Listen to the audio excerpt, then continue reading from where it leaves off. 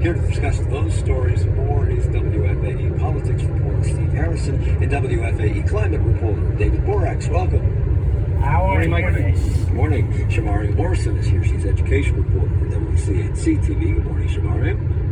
Good morning, Mike. Good morning. And Mary C. Curtis joins us. She is the host of the Equal Time podcast for rollcall.com, where she is also a columnist. Mary C. Curtis, welcome. Good morning, Mike. Well, they warned that this would happen, but most of us forgot. COVID infections are on the rise again, so are hospitalizations here in this region and nationally as well. Atrium Health calls the uptick slight. What does that mean? Well, it means that it's not where we were during the thick of the pandemic, right? But we're also not to maybe the alarms are ringing to start directing us to maybe put masks on as well. This was expected. COVID is not gone, even though people may feel like it may be in the rear view, but it's still here. So if you are of a certain demographic, you may want to go put your mask on. I know there are a lot of events that are happening where you may want to put on a mask because those cases are upticking. And this isn't abnormal because we are getting into the fall season, and that's what we see. A lot of diseases upticking those, and COVID is going to follow the same thing when it comes to viruses. Dr. Katie Pastor-Reddy, who's Atrium Health's chief epidemiologist, says Mecklenburg is slightly ahead of counties to our north in terms of the viral spread, which is normal, she says, but they will likely catch up, particularly as we head, as you pointed out, Shamaria, into the fall and winter. As kids go back to school, as we're, huddled inside during the colder months, we will see increases again, most likely in COVID as well as other respiratory viruses. Dr. Passaretti stressed that fall is the time to get an updated vaccine, and Dr. David Priest, epidemiologist and infectious disease specialist at Novant Health, agrees. I think the increase in cases now is really related to waning immunity. If it's been a while since you had a vaccine dose, or been a while since you had COVID, you're just a little more vulnerable. So is everyone eligible to get that booster at this point? Or do you have to be a certain age? Mary, do you know? But I'm sure that if you check with obviously your primary care doctor, you can, but they've been a lot more liberal when it comes to if you think that you need that updated shot, you can probably go get it. And I'm going to assume that everyone's been post 6 months, and that's usually been the guidance. So you're likely probably able to get it if you so choose to. The health professionals have said that we need to start thinking of COVID just like we think of flu, RSV. You need to check up and make sure you have all your vaccines and boosters. We see that hardly anybody wears masks anymore, so people tend to think we're done with it. I was just at a conference, and there was a little bit of a bunch of folks who did come down with COVID, so we need to just think of this as something, as Shamaria said, that will always be with us. So Novant's doctor, go ahead. I was just going to say, you can get vaccines right now at your doctor's office or your pharmacy or whatever, and they're encouraging people to get both the COVID vaccine and the flu. And pretty soon here, in the next month, we're going to have vaccines for RSV, that other respiratory problem that we've been seeing. The Novant's Dr. David Priest also has some good news. Well, the really great news is we have emerging new tools to help protect people from those viruses. Dr. Priest says an updated vaccine should be available later in the fall, targeting the newest strain, which is EG5. That's a descendant of the original variant, Omicron. So if your vaccine is waning and you haven't gotten vaccinated yet, or you haven't gotten vaccinated yet, should you get a booster now, or should you wait for this new one to come out later in the fall? I mean, I would wait, but maybe not. So there has been a lot of talk about waiting until the new vaccine was out this fall and turning this into, as Mary suggests, turning this into an annual thing in the fall like you do about the flu vaccine. I think right now it probably makes sense to wait, but that means we're going to be waiting through some weeks or a couple of months here where we're going to see this uptick in cases. And the reason we're not seeing tremendous, although we are seeing an uptick in hospitalizations, the reason we're not seeing what we saw when this thing first came out is because we have an abundance of people who have been vaccinated. So guess what, folks? The vaccines actually Atrium is also recommending that if you're feeling ill with a respiratory condition but don't need emergency department care, you might want to try their virtual care options to help them from overcrowding the emergency room or the hospital. Okay, so be on the vigilant lookout for Omicron or the EG5 or whatever they're calling it now. City Council has been hashing over what to do with the remaining 30-acre parcel of land on the old Eastland Mall site. There were several recent proposals, and this week, City Council's Economic Development Committee voted 3-1 to recommend a particular plan. Steve, which one did they choose? They backed the plan that would bring the esports hub and the concert venue to the 29-acre site. A really big step, but it's not over in terms that there's still a tremendous amount of controversy over this decision and what's going to happen next. The full city council will have to vote on it. This has been a really hard decision for city staff because there's so much politics involved. A lot of the neighborhood leaders on the east side do not want the concert venue. They don't want it. They want the other option, an indoor sports complex. However, city staff feels like the indoor sports team, they don't have their financials together, so that's a problem. So there's just a tremendous amount of things at play here. But yes, there was a big step, 3-1 vote for the esports venue and the concert hub. And at that meeting on Monday night, Tim Sidema of Crossland Salis, the other company that is developing the rest of the Eastland Yard project, told the committee members that he narrowly preferred the QC East proposal, which is the one that they ultimately are going to recommend, because he says it seemed to be the most financially viable. Did he say why, and did his recommendation play a role in their decision?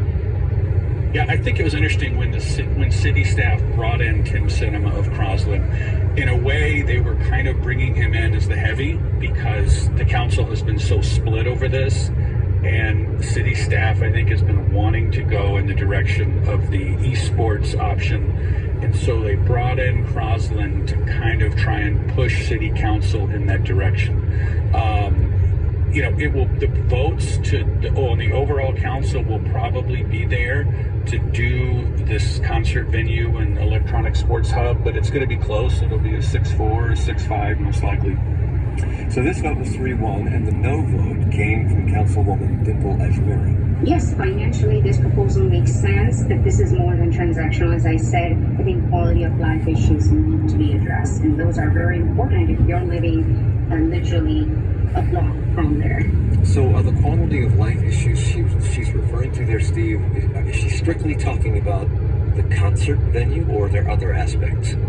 It's the concert venue. It's a 5,000 seat venue that's really would be kind of smack in the middle of a pretty residential area. And a lot of people on the east side just don't like that idea because, the indoor amateur sports complex is going to bring traffic, but you're not going to be having 5,000 people leaving at 10 p.m. at night, right? I mean, that's kind of mostly a daytime thing. And so, yeah, a lot of people are concerned about that. And Councilmember Ajmera, that's what she was bringing up. She wants to know more about it. But a lot of the other, I think it was Councilmember Malcolm Grant, who chairs the committee, kind of brushed that off and said, look, we have people live uptown near the stadium. They deal with it. I think that's a bit of a different example. I mean, if you come in living to uptown, you're really there's an understanding there are going to be big events there. There was an interesting quote from Councilmember Graham. He was kind of summing up the process, and he talked about how many people are so passionate about this. And he said, some in the community have become, in his words, too involved in the process, and that angered people. I'm sorry. I was going to say, here's precisely what he said. In some cases, too involved. Everyone's picking sides. Council members are involved. It's challenging the expertise of our staff, who has done an amazing job. What's wrong with picking sides? Isn't that your job as a council person? That is what we do on big issues. I mean, the community gets really involved because it's their lives and it's their homes, and council members, right, they are going to listen to them and have their own opinions. And yeah, I mean, the idea, when you want to vote or you want something to go a certain way, there's a real tendency to defer to staff. City staff is correct. City staff knows best. And so, yeah, that was a very interesting quote. Made a lot of people on the east side a little upset. Merrick. And especially because you think of who represents that side of the community, right? We talk about community engagement and if people are going to be involved. And so I'm not too sure how people feel about, someone who's supposed to represent them saying they are just too invested on what goes on in their own backyard. I think it might be even a little tone deaf to the conversation at large, and especially those who are represented there. So you might have to step that back eventually, but maybe not. And that's just to lead on to what Shamaria said. This is a conflict you're going to see all the time in cities as they grow, between the development and the tone and the character of a neighborhood, and if you want it to change or not. We saw it in this discussion and also in the other discussion we were going to talk about with the council and how you want to develop even beyond single-family homes. On Wednesday, the Mecklenburg County Commission published a resolution about Eastland Yards in which they say the Mecklenburg County Park and Recreation Commission would support the Mecklenburg County Commission engaging the city of Charlotte and East Charlotte residents in discussions around a larger public park at the site of Eastland Yards. Should the city decide, they say, at its upcoming meeting, not to move forward with either of the proposals in front of them, we implore the city to remain open to the possibility of exploring partnerships with Mecklenburg County. The Parks and Recreation Commission believes a Freedom Park on the east side could provide the economic development and community building benefits that the city has expressed as priorities for this project. As you talk about this 5,000-seat concert venue and that being a sticky wicket for a lot of residents because of the noise it's likely to produce, there is this band shell at Freedom Park at which they used to have a lot of concerts, and they don't have them very much anymore for that very reason, right? God, goodness, the band shell is even, I think that's before my time. I mean, maybe there haven't been shows there in so long. I don't even ever remember one being there, so. Yeah, my kids used to dance on the Freedom Park band shell. It was always empty when we went there. But it's an interesting idea. What strikes me about this is that the Mecklenburg County folks deciding to get involved from the sidelines in something, and it just throws another idea out there. The City Council has shown no hurry on this over the past 20 years, and I see more proposals coming out. Who knows if this will get dragged on a lot longer. So they're meeting on Monday, City Council. They will take up this recommendation that the Economic Development Committee made on a 3-1 vote for the QC East proposal. But they could vote for the other one, or could they consider this Mecklenburg County proposal? Like 20 seconds. This is done. Let's to see more contention. With Eastland, I wouldn't count anything out. Steve Harrison's here along with David Borak, Shamari Morrison, and Mary C. Curtis. We will continue in a moment in Charlotte Talks on WFAE. We'll get back to Charlotte Talks local news roundup in just a moment here at 90.7 WFAE and WFAE.org. Hello, I'm Nikki Beattie. Join me for this week's Arts Hour at the BBC. With Australian filmmaking twins the Philippou brothers, the British artists are Grace Perry and Dua Lipa in conversation with drag performer Sacha Velour. Also, Colombian novelist Pilar Quintana and the French filmmaker Emilien. That's all in the Arts Hour at the BBC. Tomorrow evening at 10 p.m.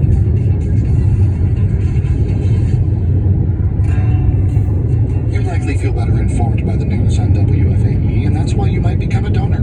Did you also know that you're helping others? I want to hear that because I want to hear the thing about the cats. What bullshit?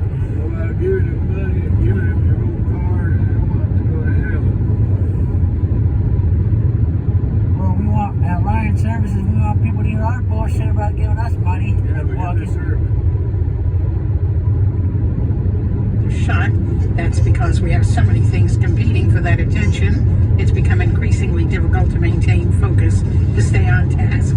But we get some suggestions on how to fix that. We'll take some Monday Ritalin. morning at 9 on WFAE.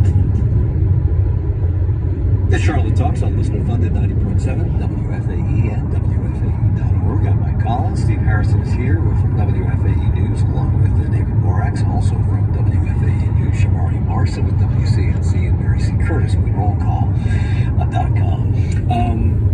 It wasn't just the Eastland Yards project that was a vote of contention at this week's City Council meeting. Arguments over zoning and housing rules appear to have been settled a long time ago after a long debate over the Unified Development Ordinances, which went into effect on June 1st. But as we have seen in recent months, the UDO, which was voted in by a previous City Council, appears to remain a work in progress. And this week, exclusionary zoning became a topic again on Council. Steve, what is exclusionary zoning? Rezoning, I guess, is a bit of a political term. Some would say that the idea of zoning that only allows for single-family homes is exclusionary because it sets kind of a certain income level for people to live there. The debate is the 2040 plan starts to get implemented. There was a discussion in council this week. The city staff is talking about an idea of saying that you can't build in suburban areas neighborhoods entirely of duplexes and triplexes, which I guess under the current rules you could. They're saying, well, maybe we need to limit how many duplexes and triplexes you can build, and that led to this kind of interesting debate where Braxton Winston, the council member, one of the most progressive, is saying, no, that is putting an artificial restriction on the level of housing. We should let the market take care of it. And then conservative council member Ed Driggs saying, well, we still need this restriction on the market to kind of correct any excesses. So, you know, the duplex, triplex, single-family home thing, I mean, it just never stops. That seems to be the exact reverse of where a Republican and a Democrat or a conservative and a progressive would be on the issue of restrictions and government control. But didn't the UDO settle all of this? Why are we still having these discussions? Yeah, I mean, it's a good question. I just think that the UDO is so complex with so many different rules, but duplexes and triplexes and housing is something everyone understands. Everyone, kind of in a way likes to fight about it. I mean, gets to this very idea of how we live and what kind of city we want to be. And so I think we're going to keep seeing this over and over again with new rules proposed, changes proposed, and it's going to focus on this issue of what kind of housing we have in Charlotte. And as you said, Mike, this is an issue that doesn't cut along the usual lines, because there are some Black council members who are saying, well, you don't want to go into some of these older historic neighborhoods and say, come on, developers, let's gentrify even more and ruin the character of those neighborhoods. And at the same time, some folks are saying, well, like Braxton Winston, if we put limits on the housing, we already have a shortage of affordable housing, and you're basically saying that there are some neighborhoods that are sacrosanct, and you even see some neighborhoods looking for historic designations, so they won't be touched. So that's one reason you see this issue coming up again and again, as Steve said, because you do have different folks on different sides than you might expect. And just to piggyback on what Steve was saying earlier, you know, the comprehensive plan, it was contentious. It took a couple of years to work out. That was the vision that we had. And the vision that we had for Charlotte in that plan was to do some things differently. So then they had to bring in the ordinance to actually carry out the vision. And that was contentious. And now that we're actually getting into the nitty-gritty of it all, you know, the bottom line here is that we're calling for changes in our city to reach some policy goals like housing and equity and that sort of thing, and it's very difficult going. We all know that the Mecklenburg County Sheriff has had a long-standing objection to reporting on the status of inmates because of ICE requirements, but now these have a little tiff with the federal government over money paid for inmates who are housed there, federal inmates who are housed there temporarily. And yesterday, nearly 200 of those inmates being held on federal charges were transferred to different facilities, many in Atlanta, which of course will put a hardship on people who are local who want to visit the inmates that are in the jail, because that's 4 hours away each way. This is all over money. The federal government pays us $160 a day for each inmate, and they would not agree to an increase to $190 big deal? Well, this is a contract dispute, Mike, and this is something the county houses these prisoners for the federal government, and they are reimbursed for that. It's a big deal because it's something like $12 million, but Yes. again, the prisoners will be moved away, so in theory, whatever we're getting paid for, we no longer have an expense for. But this is not the first time that the federal government has moved prisoners out of the county jail. They did it last year, and that was at a time when there was questions being raised about the conditions and the quality of care in the jail because we didn't have enough staff there, and I think that's probably still true. But again, this is an ongoing push and pull between the sheriff and the federal government. So you did a deep dive over the last year, Steve, into the problems at CATS, our transit system, and you also reported on a company in the process of doing all those reports called RATP-DEV, RATP-DEV USA, which actually runs the bus system. CATS doesn't. They don't hire, they don't fire, they don't negotiate the contracts because of the unionization that they can't. This is by state law. So recent problems raised the visibility of RATP-DEV. A lot of people on council didn't even know that they had existed, and to the best of our knowledge, you reported, Steve, that they have never appeared before City Council to talk about their operations and the operating status. Well, now their contract is coming up, and you report that RATP-DEV is not in the running. Is that surprising? Yeah, not surprising, just because of, like you said, how much bad news there's been with CATS, and specifically the bus service which they manage. The CATS said that there are 2 other private companies that had put in bids to manage the bus system. That I think the council will take a vote on this some point early in the fall, and so that will be interesting to see whether, when we get a new management company, whether some of the problems with CATS, whether things improve or whether the issues that CATS is dealing with in terms of driver shortages, things like that, maintenance of buses, whether that was, a much bigger problem than RATP-DEV. We're going to see. But yeah, like you said, the company, they just didn't even put it to bed. I think they realized that they were not going to get this contract. So CATS interim CEO Brent Cagle said what you just said to the City Council's Transportation Committee this week, that they had received bids from these 2 different companies. Neither of which was from RATP-DEV. They are from 2 very qualified companies. We have had initial interviews with both companies. I don't know how many companies in the country or in the world do what these companies do, but did he identify these companies in any way? He did not. He did not say who was bid, but I think he did say September that he thinks there'll be a recommendation and then a vote from City Council on which company they choose. And will this new company, whichever one they choose, be expected to solve all of the problems, the operator and driver shortages, the missed routes, the delayed routes, the dwindling ridership, which is down nearly 70% from just a decade ago? Are they going to be expected to fix all this? Yeah, I think that's really kind of the big question is how much of these problems are systemic in bus transportation, and how much of them were due to the previous management company. Clearly some of the ridership fall off is probably due to missed routes and people not being able to count on a bus coming when it's supposed to. Now, but the city over the past year has kind of trimmed the bus network. They feel like they are running much more on time, so people can look at a schedule and have a much greater assurance the bus is going to come. But there are a lot of issues that dealing with falling ridership that really aren't due to the management company. I mean, these are just things like people working from home or people using Uber, and so a new company can't fix that. Yeah, David.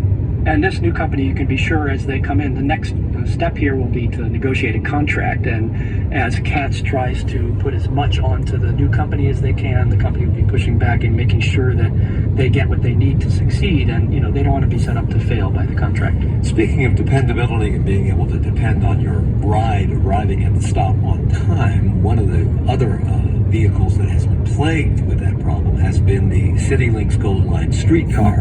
It's about to get worse because they're operating. They usually operate on a 20-minute frequency, and now they're going to 30 minutes on a temporary basis because of operator shortages. How long is this likely to go on, and what will this do to people's ridership of the streetcar, which is low at best? Just walk. That's what I think that I was kind of playing around with the map a little bit and seeing how long it would take. 25 minutes. Speech off. Like in Elizabeth, at Sunnyside Avenue where the streetcar stops if you were trying to go to the arena.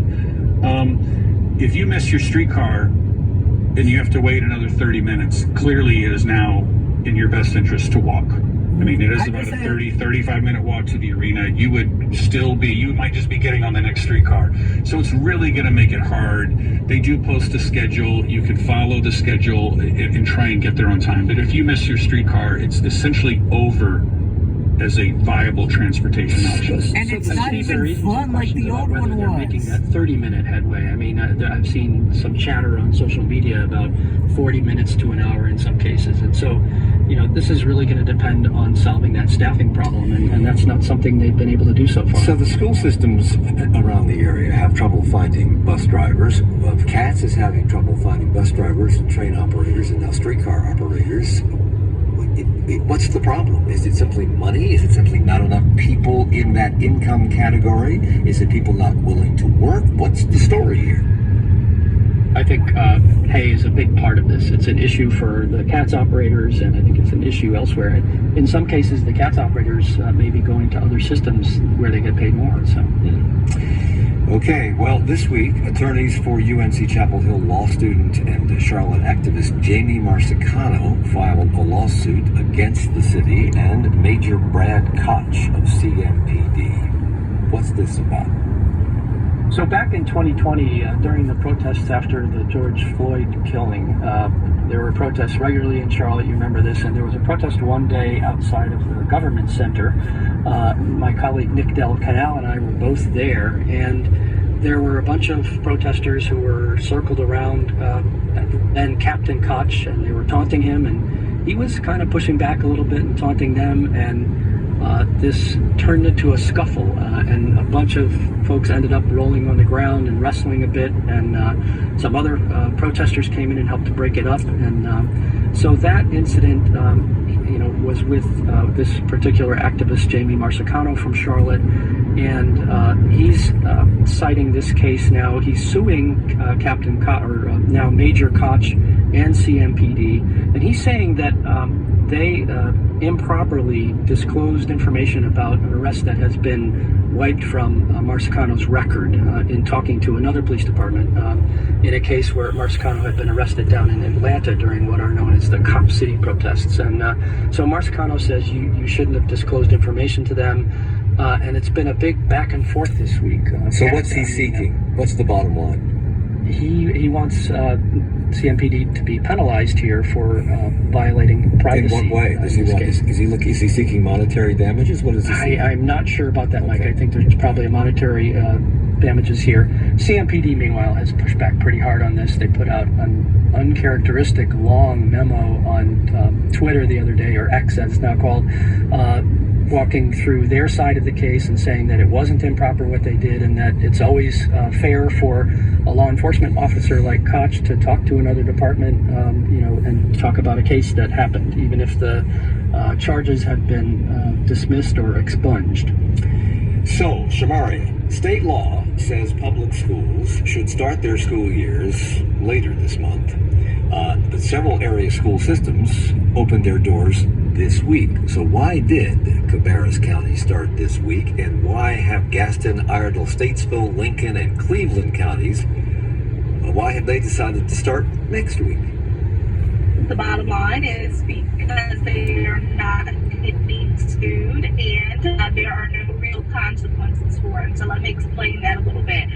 They're starting, they're in the state law. It says that you have to start later in the month, but those districts have decided, their school boards have voted that it's just not in the best interest of their students to start school so late. And when I say they're not being sued, the law allows for folks who may feel like they have been damaged damaged by a school starting early to sue. We saw that happen in Union County. Union County schools wanted to start earlier, but they were faced with a big lawsuit, and so they were forced not to do it. So that was their consequence. No one has chosen to sue Gaston County schools and or Cabarrus in those other districts, and so that might be why they decided to just move forward, because they have had no consequence for it. So the state isn't enforcing their own law because no one has complained. That is GMS starts early. Well, there is no remedy from the state to penalize these districts, right? And so the people who, let's say, if you open early, there is no portion of the state law that says North Carolina's Department of Public Instruction can do this or can do that. It's essentially, there is no state way to tell them not to do it. The only quote-unquote penalty is if an outside person sues the school district, and that is what happened in Union County schools. Why does the state care when school begins? Because of tourism. That is why they care. That's why this law first came. The state says, and when this was passed, it was because, hey, we don't want to infringe on summer jobs. We don't want to infringe on summer houses and stuff. And so the tourism industry had a really, really big pull of saying, let's have everyone start later so there can be some type of consistency in the summer holidays. Of course, that's what the tourism says. The people who are proponents of starting earlier say they'd like to do this because it allows students to take mid-year exams before the winter break. What's the advantage of that? So they are able to take, the biggest advantage is state testing. And so what happens right now, as it stands, when you start school later, students have to go on a weeks-long winter break, and then they come back to do state testing. I guess the most common sense would tell us that if you were able to study for the whole semester and take your test before winter break started, you might be more successful on that. So that's one of the strongest components of that. Now, CMS School Board Chair Elise Dashiell, I believe I'm right about this. Shamara, you cover education. I believe she said sometime last year that she would like to see CMS begin earlier than it does. I would. Everybody. Then why didn't they? I mean, clearly there's no penalty for disobeying the state law on this, so why didn't they just go ahead and do it? Well, just like Union County, CMS will likely be sued by an outside group. There are certain districts that you look forward to and have a better focus on them, and CMS is just one of them. They'd probably be first in line to get sued like Union County was, so that's why they decided not to do it. When we come back, we're going to talk about some energy issues with that lithium mine in Gaston County, and also why we were overlooked by the federal government for offshore wind power, and get an update on Congressman Dan Bishop's decision to run for North Carolina Attorney General. Those and other stories in the offing shortly. Stay with us.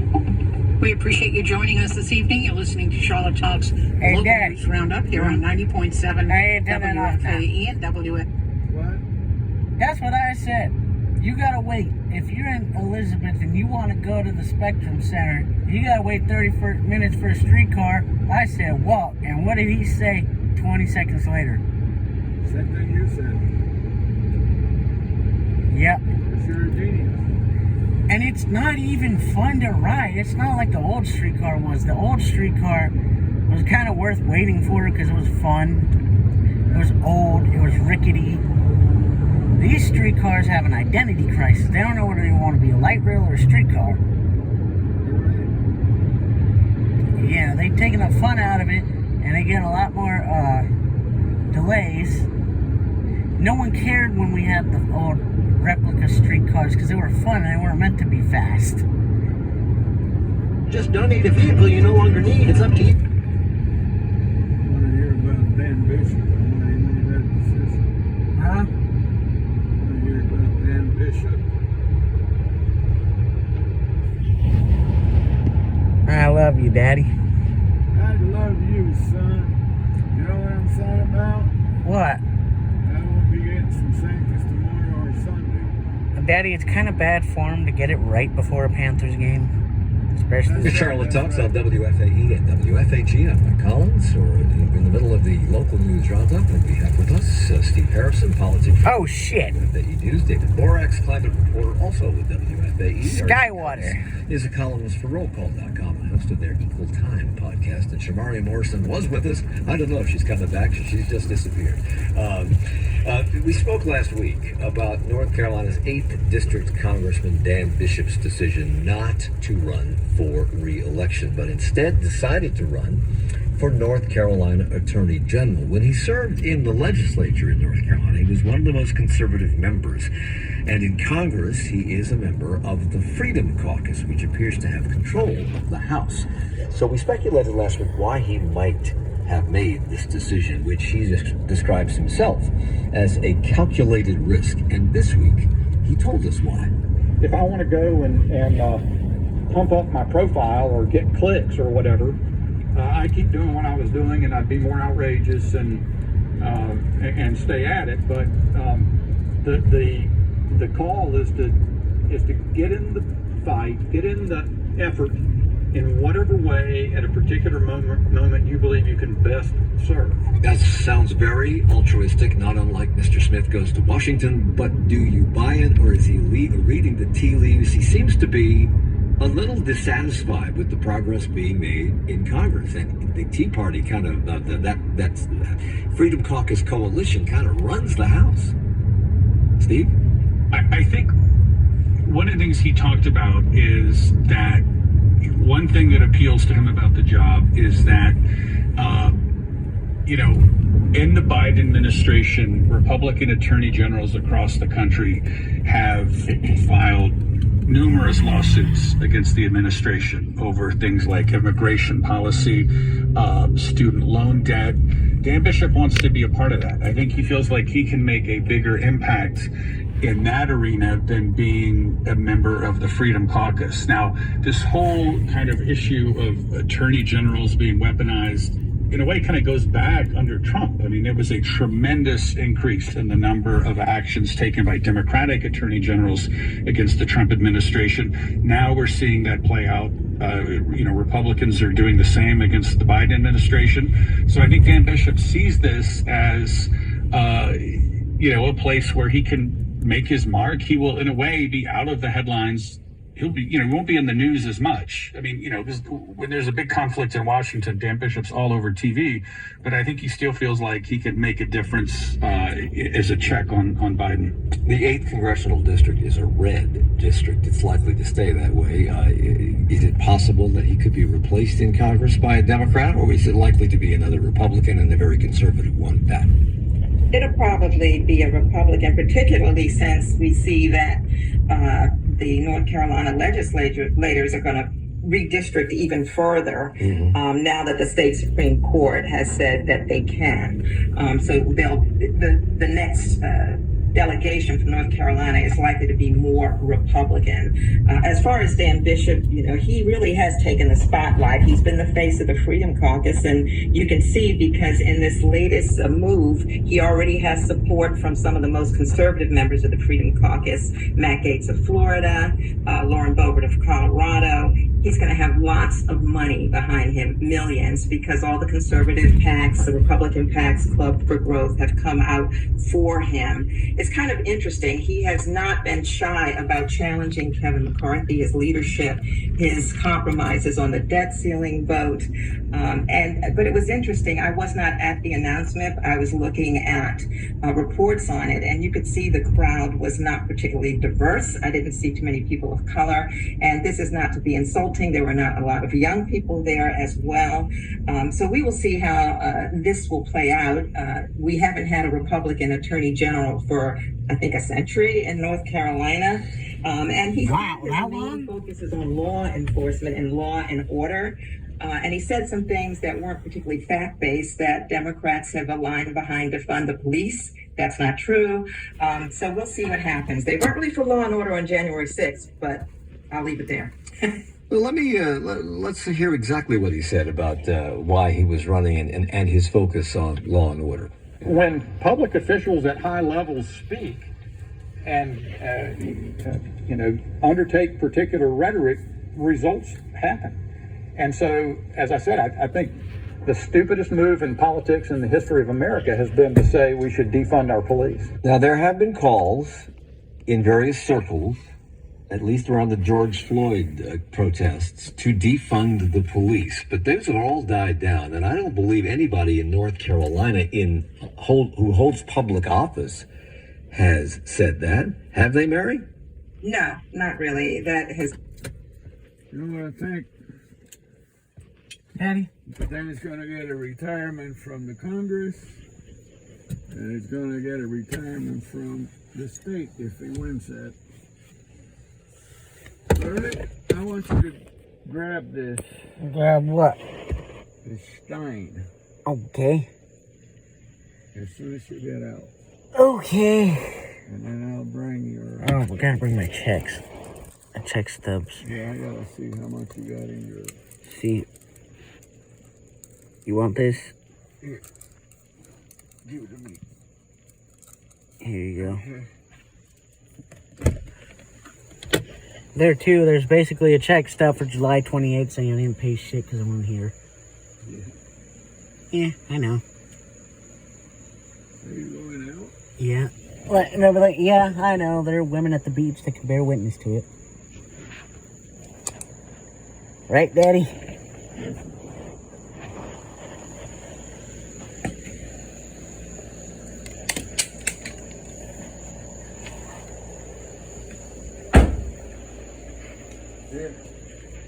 Take this.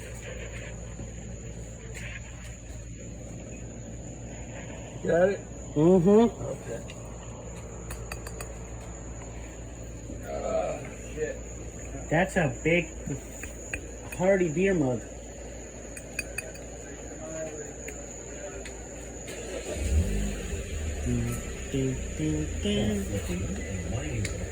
We're hoping to see its first revenue.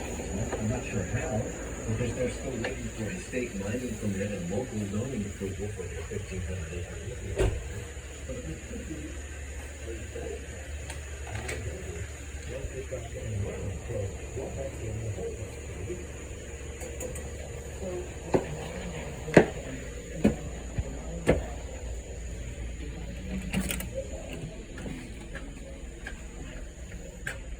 Hey, Mommy.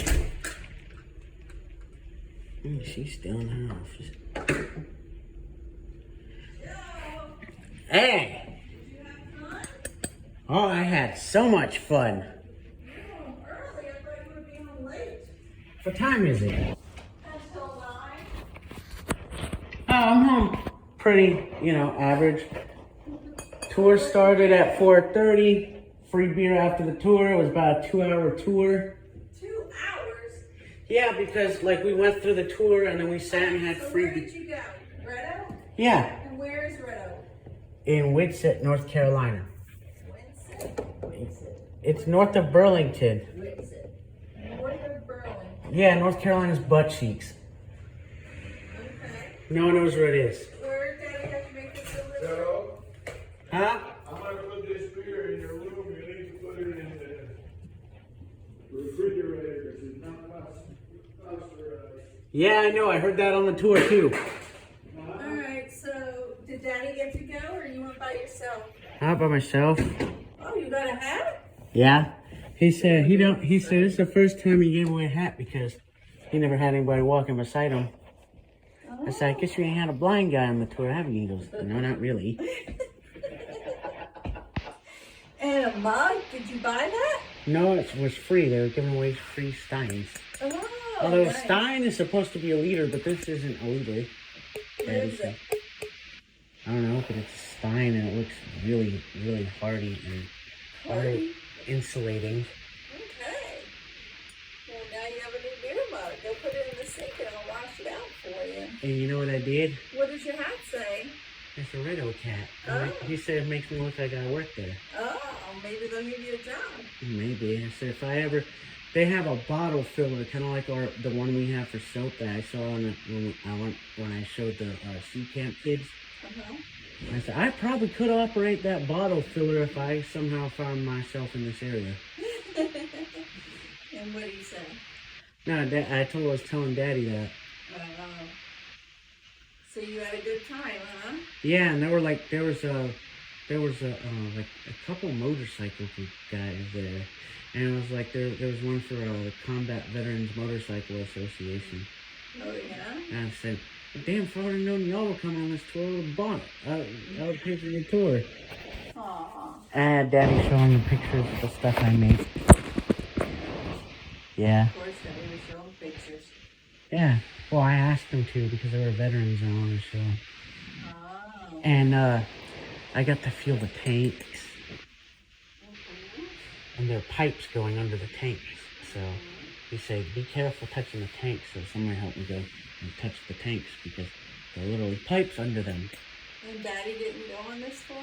No, he said he didn't want to walk and stuff. I don't know, it wasn't much walking, but he didn't So want who to. took you, the guy? Yeah, Did you say the guy? yeah. Okay. And you had fun? And it was 2 hours? That's a long tour. Not 2 hours of walking. Most of it was free beer. Oh! It was nice. free with the tour. It was a free flight. And a pretzel. But they gave him a hand, they gave him that. Actually, the one I gave anybody else. And they said they liked my blind jokes. Some blind jokes. Some Russian lady who didn't speak English, he hugged the daughter. And the daughter called her and the mother told her, oh, I want to hug from Joey too, in Russian. So, and that was Olga. Remember Olga? Yeah. You have fun? Yeah. Yeah, It was they blast. worth leaving work 2 hours early for. Good for you. We made a bunch of screws and bolts already. Joe, Yeah. I forgot to put that beer in the fridge. It's not I can't say that. Pasteurized. Yeah. They don't pasteurize. They're looking to expand outside of North Carolina, by the way. I forgot to tell you. They're looking to go to Myrtle Beach. I said, please do that. Please. Okay. So I might be able to get Red Oak at the beach. All right. Because the closest place that they're in right now is Wilmington. Okay. Which, if, you know, sometimes, I remember one time dude went to play Yu-Gi-Oh! Over there. I could just ask him to swing by Harris Teeter and give me some Red Oak. Okay. But now they said they're in beach. Because I was complaining to him about, man, y'all don't sell it nowhere outside of North Carolina. Even 5 minutes out the way. You can go to Publix in Ocean Isle and they'd have it. You go to Publix in North Myrtle Beach and they don't. What do you say? He said, yeah, that's kind of the way it is right now. We're looking to fix that. So go into South Carolina. All right, go put your mug in the sink and Mommy will wash it. And we gotta freeze it too. You gotta freeze it. Oh, it's one of make it those a frosty freezing. mug. Oh, frosted cold brew. Okay. Oh yeah. And you bought some beer, I'm sure. Now he gave me a free 6-pack of He a gave beer you a you can't find in the stores down here. Oh. And some Oktoberfest beer. Speaking of that, Yeah, Daddy said you want to go to Oktoberfest. yeah, you should go. Yeah. Yeah, When is it? September 30th. Oh.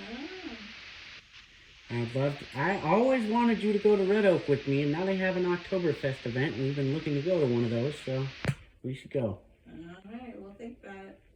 And maybe me, you, and Night could go. Okay. Maybe. Yeah, please, I really want to go. All right. I'll spread the word. Yeah. It'd be one heck of an adventure. You know, nothing with me is not an adventure. I know that. And it's only 2 hours. Yeah. Yeah. Okay. You're driving an hour. You're driving 2 hours just to go get your license. You can drive 2 hours to go to Oktoberfest with your son.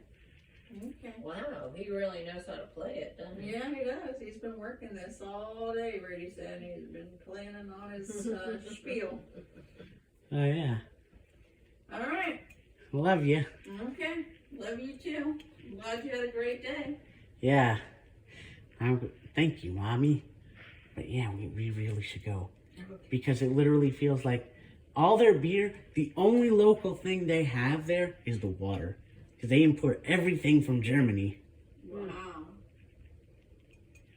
That's the only local thing they have there. is the water.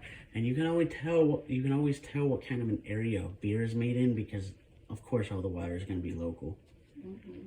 That's why Wicked Weed is the best IPA because the water's smooth enough for Where's that made? The water is smooth, like, because Wicked Weed is from Asheville. Oh. I mean, it's smooth. It literally feels like air. But Red Oak, they have I learned there are different types of tanks. They have lager tanks and regular tanks. And lager beer is the only style of beer that has its own tank. So that's the kind I like, right?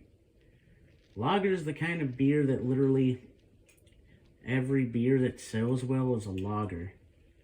Not an IPA. IPAs are like, IPAs are kind of relegated to bars and breweries because of what I told you, what they're good for. Getting everybody drunk. Yes. That's why they're relegated to bars and breweries. Mm-hmm. Yeah. You can I buy like the them. light beers, the amber, the Yeah, the lager, that's ready. Pilsner. You would love Hummingbird. Yeah? Okay. Oh god, Hummingbird is so good. And they have bratwurst and their pretzels are amazing. They give you free beer. They give you free flight, which is I think 5 or 6 beers. Because when you go buy a flight, it depends. They can have anywhere from 4 to 6. This one have 5, and they give you free beers and a pretzel. Nice. With the tour. And a hat and a mug. I think you got your $25. Yeah, well, the mug they give away free times. The hat, Jarvis just gave it to me because, well, I was walking right beside him. Okay.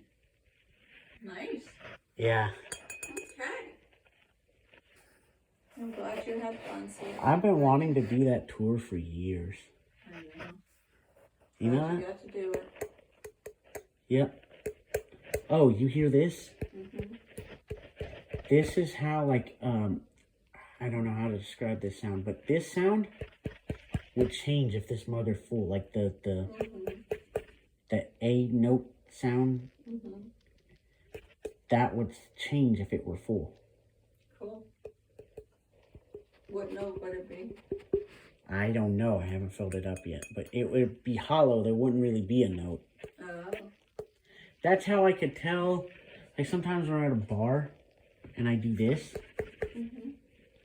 I'm trying to tell how far along in my beer I am. Okay. Because an empty beer bottle has like a, I don't know how to say it, but it's like a, it sounds like when you tap on it. So you could tell by what note it is by how much you are in the beer, and obviously it feels lighter. Okay.